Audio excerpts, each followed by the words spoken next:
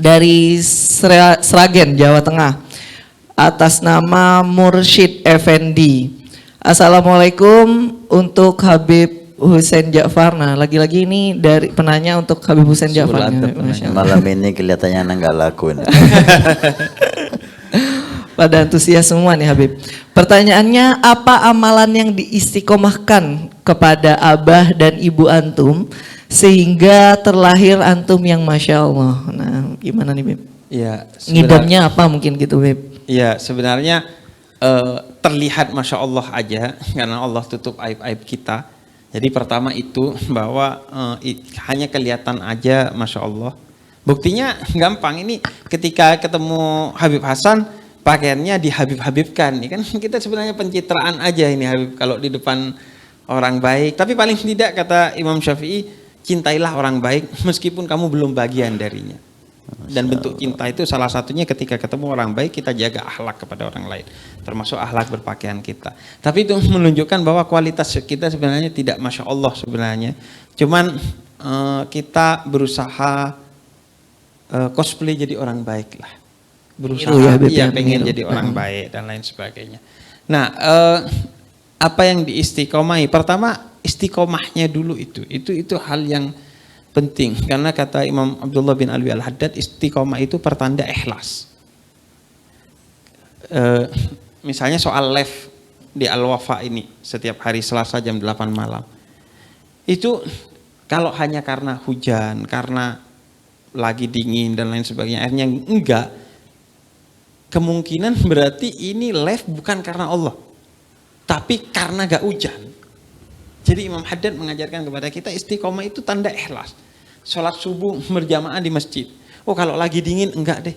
Kalau lagi gerimis enggak deh. Oh kalau lagi habis lebaran enggak dulu deh. Berarti selama ini sholat subuh berjamaah di masjid bukan karena Allah. Tapi karena gak hujan, karena gak gerimis, karena bukan selesai lebaran dan lain sebagainya. Istiqomah ini pertanda ikhlas, kata Habib Abdullah bin Alwi Al-Haddad. Nah, apa yang Al-Faqir istiqomahi? Yang pertama adalah kita serahkan segala diri ini kepada orang tua kita. Jadi ayah mendidik bahwa kamu wakafkan segala yang menjadi apa yang kamu bayangkan milikmu ini kepada orang tuamu, dan mari kita wakafkan bersama umur kita semuanya ini kepada Allah. Karena kita yakin kepada janji Allah, intan surullah yang surku. Kalau Allah kamu bantu dengan kamu berdakwah di jalan Allah, Allah akan bantu semua urusanmu. Maka yang kita istiqomah, kita jadikan orang tua kita itu sebagai prioritas kita dalam segalanya. Dalam urusan-urusan batin maupun urusan-urusan lahir. Kita gak pernah membiarkan, kita sudah melihat orang tua kita nelpon dan kita gak angkat. Yang paling sederhana. Kita tidak pernah mengeluarkan kata-kata yang bukan buruk, tapi kurang berkenan bagi orang tua kita. Karena ingat, yang mengajari kita berkata-kata adalah orang tua kita. Sehingga jangan pakai kata-kata itu dalam pengertian yang buruk atau kurang sopan kepada orang yang mengajari kita berkata-kata. Saya punya teman, wallpaper HP-nya itu ibu memanggil. Jadi setelah ibunya wafat, dia telepon pakai nomor ibunya, kemudian dia capture, dia jadikan wallpaper. Dulu ketika ibunya masih hidup, dia sering mengabaikan telepon dari ibunya. Tapi ketika ibunya sudah tiada, dia rindu di telepon ibunya.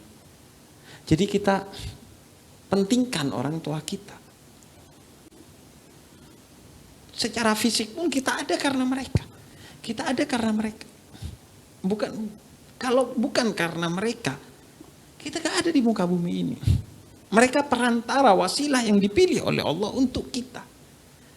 Karena itu kita diajarkan menjadikan orang tua kita prioritas dalam urusan kita. Kita mau kerja apa, minta restunya orang tua. Kita mau pergi kemana, minta doanya orang tua. Kita, dan mungkin ya ini tantangannya, yang diomongin orang tua kita biasanya itu aja kalau udah tua. Diulang-ulang omongannya ya itu aja. Tapi dengarkanlah seolah-olah itu perkataan yang baru kita dengar. Jadi kita excited, kita semangat. Dan kita yakin orang tua kita gak usah diminta pasti mendoakan. Tapi ketika kita memintanya, itu simbol kerendahan hati kita yang itu juga berpahala di sisi Allah. Jadi kita berusaha memberikan waktu, perhatian, apalagi uang. Jadi Al-Fakir punya tradisi, Habib dulu ketika kerja itu, gaji itu bukan disisihkan sebagian untuk orang tua, tapi diberikan sepenuhnya kepada orang tua dan silahkan orang tua yang menyisihkan untuk Al-Fakir. Jadi logikanya dibalik, bukan kita menyisihkan untuk orang tua yang menyisihkan untuk kita. Jadi kita transfer semuanya, walaupun dibalikin mungkin 90%, tapi gak apa-apa. Begitu duit itu masuk ke rekening orang tua kita dan kembali kepada kita beda. Kita meyakini beda. Duit yang sudah masuk ke rekening orang tua kita, walaupun kembali utuh kepada kita, kita meyakini itu berbeda. Yang sebelumnya tidak ada keberkahan yang maksimal, yang setelahnya ada keberkahan maksimal karena ditambah dari sudah mengalir kepada orang tua kita. Jadi kita prioritaskan orang tua kita untuk semuanya. Dan termasuk kita minta izin kepada istri kita untuk tetap menjadikan orang tua kita sebagai prioritas kita dalam hidup. Jadi ya sederhana aja yang kita lakukan sebenarnya. Orang tua kita yakin bukan minta mobil, bukan minta rumah. Ya, beliau minta kita selalu hadir ketika mereka butuh. Makanya kita berusaha Lebaran, mudik. Al-Fakir seumur hidup hanya sekali gak mudik karena dilarang lantaran COVID-19. Jadi kita berusaha hadir di samping orang tua kita terus. Khususnya buat yang sudah wafat juga ya Al-Habib, kehadiran melalui doa. Dan doa yang terbaik adalah doa dari anak yang soleh. Karena itu sebelum berdoa berusahalah menjadi anak yang soleh agar doa itu sampai kepada orang tua kita. Dan karena anak itu gak bisa ngurus 10 anak, belum tentu bisa ngurusi satu orang tua. Tapi satu orang tua bisa ngurusi 10 anak. Al-Fakir menemui mungkin ribuan anak yang ditinggalkan wafat oleh orang tuanya dan hidupnya tetap baik-baik aja. Berjalan normal, cengengesan lagi, ketawa-ketawa lagi, dan lain sebagainya. Tapi Al-Fakir jarang menemukan ayah yang ditinggalkan anaknya dan umurnya panjang.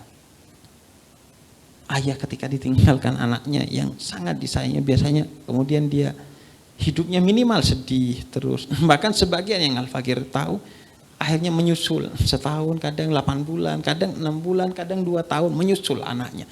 Kecintaan orang tua kepada kita. Dan pada akhirnya orang tua akan seperti kita waktu kecil dan itulah waktunya. Apakah benar doa kita Rabbighfirli wali walidayya warhamhuma kama rabbayani shaghira? Nah, itu dibuktikan ketika beliau seperti kita waktu kecil, apakah kita akan memperlakukan beliau seperti beliau memperlakukan kita waktu kecil? Beliau akan buang air besar di tempat tidurnya, beliau akan buang air kecil di tempat tidurnya, beliau akan minta disuapin, beliau akan minta dimanja, beliau akan seperti anak kecil. Dan apakah kita akan menjadi Ummu Abiha, Abu Abiha? Ingat Sayyidah Fatimah Az-Zahra menjadi mulia diantaranya karena menjadi Ummu Abiha, ibu bagi ayahnya. Nah, ketika orang tua kita nanti sudah seperti anak kecil, apakah kita menjadi ibu bagi dia, ayah bagi dia dalam memperlakukan dia? Al-Fakir kira itu. Jadi kita serahkan. Jadi Al-Fakir ini didakwah Habib karena ayah Habib. Jadi Abah itu waktu kelas 1 SD, kita lulus dari TK kan dikasih raport itu. Kolom cita-cita itu menjadi ulama. Insyaallah. Yes. Al-Fakir pernah foto itu di media sosial. Jadi itu tulisan Abah. Jadi Abah itu dari kecil memang pengen anaknya itu menjadi ulama, ditulis tuh cita-cita. Jadi Al-Fakir 17 Agustus itu karnaval Habib. Karnaval itu pakai pakaian yang menjadi cita-citanya. Nah, Al-Fakir pakai gamis dulu. Jadi dulu itu pakai gamis, karnaval 17 Agustus tuh pakai gamis, pakai sorban. Pas udah dakwah beneran malah gak pakai gamis, gak pakai sorban. Jadi itu mungkin. Nabi bersabda, "Man bana masjidan banallahu baitan fil jannah." Siapa yang ikut membangun masjid, maka Allah akan membangunkan rumah di surga. Pondok Pesantren Nurul Iman akan membangun masjid 2 lantai plus aula. Maka kami mengajak untuk kita dan Anda mendapatkan rumah di surga. Kami membutuhkan 2.000 orang per orang, 100.000 per bulan selama 1 tahun. Silahkan Anda daftarkan diri Anda atau almarhum dari orang tua keluarga Anda yang sudah meninggal, atau Anda niatkan untuk putra Anda supaya menjadi putra yang saleh salehah. InsyaAllah dengan masjid di Pondok Pesantren Nurul Iman yang insyaAllah makmur dengan sholat, qiyamul lail, zikir, majlis taklim, belajar agama Allah. Setiap kalimat, setiap bismillah, setiap ilmu Anda dapat pahala. Setiap rakaat Anda dapat pahala. Hani'an lana wa hani'an lakum kalau kita punya rumah di surga Allah. Mudah-mudahan Allah mencatat kita sebagai hamba yang punya rumah di surga.